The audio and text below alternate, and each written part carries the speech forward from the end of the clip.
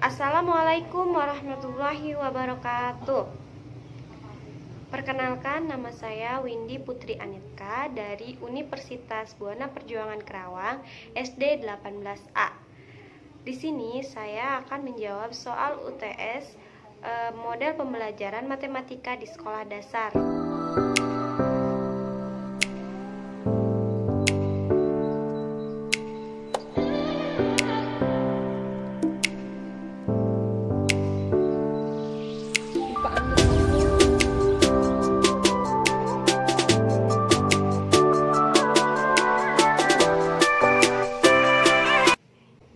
Baik, soal pertama. Nah, jawaban dari soal pertama yaitu iya. Kenapa? Atau karena dalil-dalil matematika ketika kebenarannya dibuktikan secara deduktif, pemahamannya pun harus secara deduktif. Begitu pula dengan ketika dalil-dalilnya dibuktikan secara induktif, maka pemahamannya pun harus secara deduktif. Kenapa? Karena ketika metode pencarian kebenaran memakai cara induktif, tetap untuk penetralisasinya yang benar harus secara deduktif. Di sini saya akan menjawab soal nomor 2, yaitu perbedaan CTL dan RME.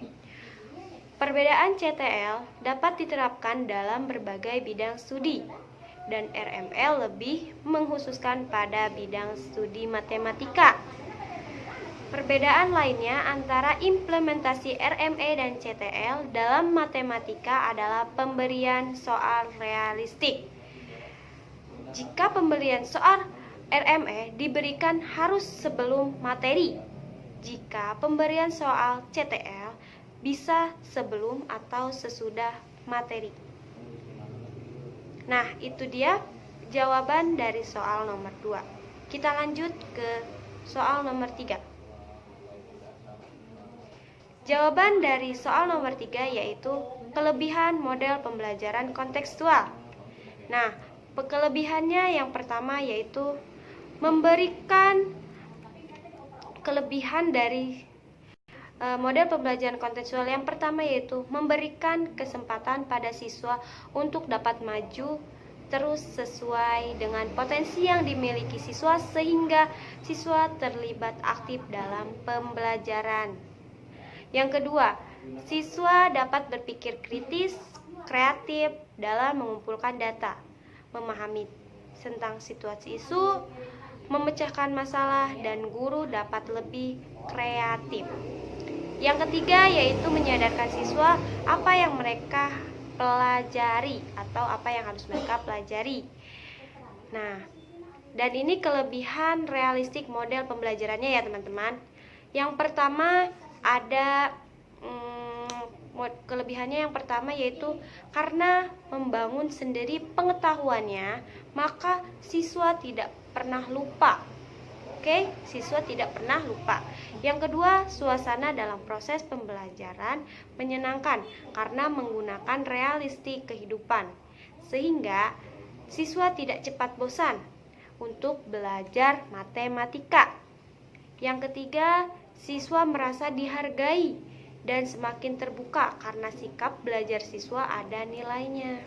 Nah, itu dia jawaban dari soal nomor 3. Lanjut ke soal nomor 4 ya teman-teman. Namun soal keempat itu adalah praktek pembelajaran kontekstual.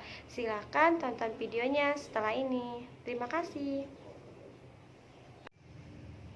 Baik, di sini saya akan menjawab soal nomor 4 yaitu mempraktekkan model pembelajaran CTL.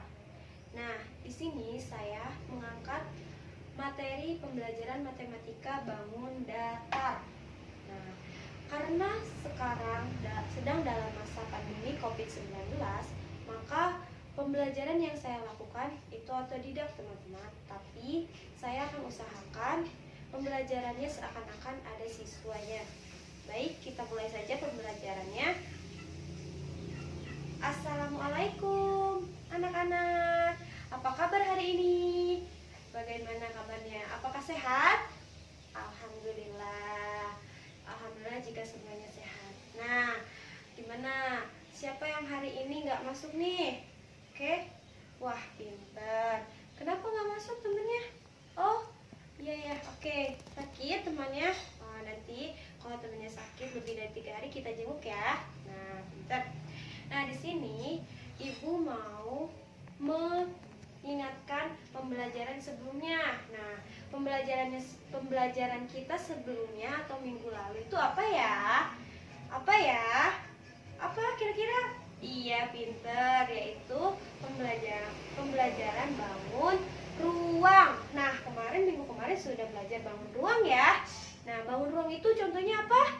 Seperti ya kubus, pinter, yang Mekah itulah. Iya, pinter, yang balok. Nah, sekarang kita lanjut ke materi selanjutnya, yaitu bangun datar. Wah, penasaran tidak teman-teman? Anak-anakku yang cakep-cakep ini sama materi bangun datar. Nah, sebelumnya ibu bakal memberikan atau memberikan contoh atau menyebutkan ciri-ciri bangun datar. Nah, di sini ciri-cirinya ya. Ibu tulis dulu ciri-ciri. Oke, ciri-ciri bangun datar. Coba kita jawab ya, atau kita sebutkan bareng-bareng sama-sama. Ciri-cirinya yang pertama, memiliki luas bidang. Yang kedua, memiliki sisi. Yang ketiga, mempunyai luas. Wah, kira-kira siapa yang tahu contoh bangun datar? Ibu kasih contoh ya. Di sini ibu udah bawa loh dari rumah. Niat nih kasih contoh buat kalian. Pertama itu ada persegi ya. Nah, karena ibu bawa catur atau tempat catur. Nah, tempat catur ini bentuknya persegi loh. Kenapa Bu persegi? Ya iya dong, kan persegi panjang. Maksud ibu persegi panjang ya. Nah, persegi panjang kan bentuknya seperti ini anak. Nah, sama tidak? Sama dong. Nah, ini itu adalah contoh benda yang berbentuk persegi panjang. Apa? Persegi panjang, pinter. Coba kita. Nah, ini namanya persegi panjang ya. Nah, contoh lain, ibu masih punya banyak loh contohnya. Sekarang kita ke contoh yang kedua ya. Nah, di sini ibu bawa jam.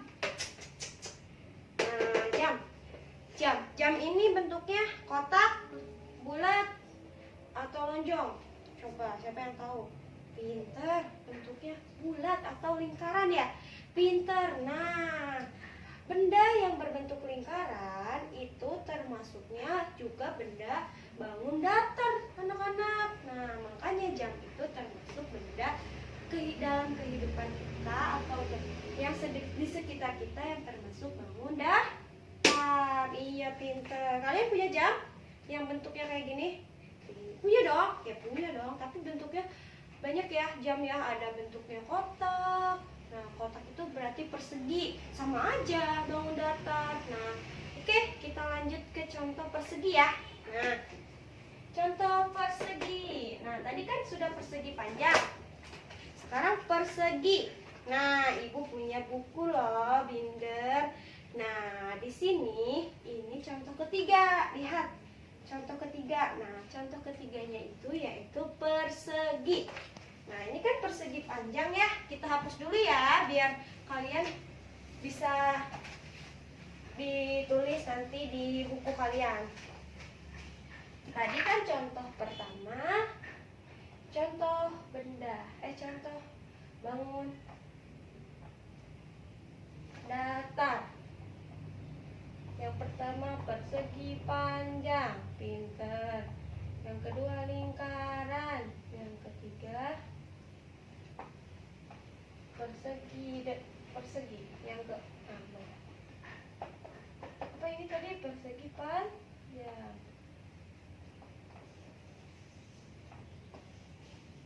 Ini lingkaran. Nah, ini persegi.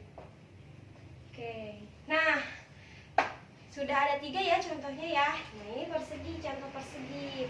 Sekarang contoh